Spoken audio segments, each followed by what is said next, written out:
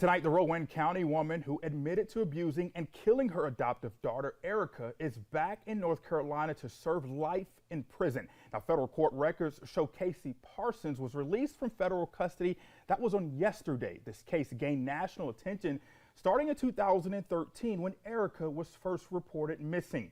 Now, Parsons was convicted of keeping federal adoption assistance money after Erica disappeared. She was sentenced to 10 years in federal prison. Then in 2019, she pled guilty to first-degree murder and child abuse.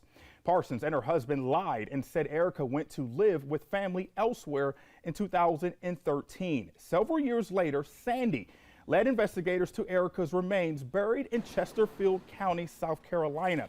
Testimony at trial later showed the couple severely abused Erica before she was killed.